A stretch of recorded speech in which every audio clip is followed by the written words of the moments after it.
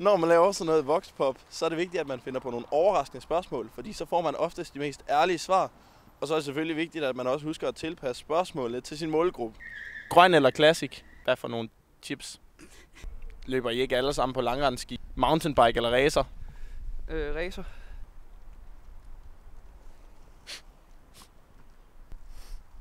Super.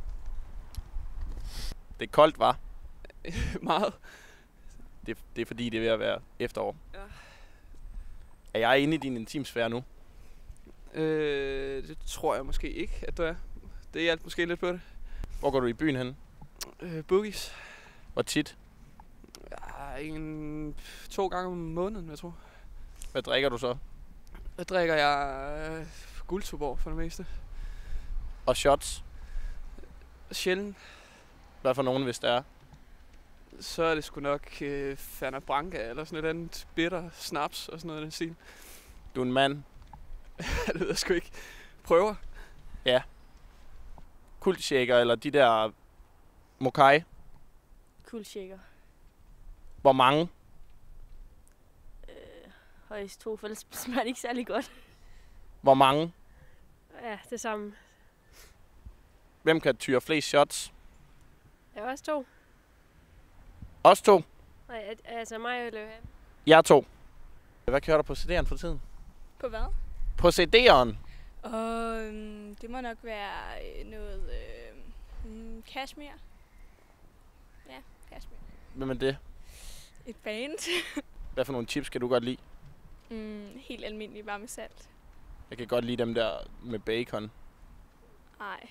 Jo, jeg kan. Nå, det kan jeg ikke. For ikke. Jeg synes, de er kvalmende. Hvorfor? Det ved jeg ikke. De er bare... Dill eller holiday? Jeg har ikke peiling. Det er dip. Ja, jeg har ikke smagt noen. Du ved, til chips. Ja. Jeg spiser ikke dip. Hvad spiser du så? Bare chipsen. Hvorfor? Jeg liker ikke dippen. Det kan jeg godt. Hvad studerer du? Fysio. Hvor tit? Hvor tit? Hvor tit? Så er du aldrig mere i Norge nu? Jo, altså jeg er hjemme i feriene. Men det er ferie nu? Nej. Jo. Ja, ikke for min del. For mig. Så dejligt. Det er skønt.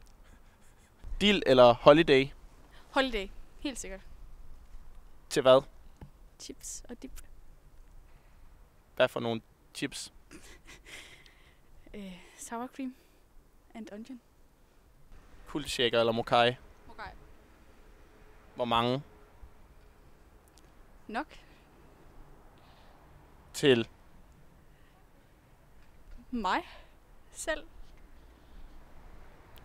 Bliver du så rigtig fuld, når det er? Det kommer an på, hvor mange jeg drikker.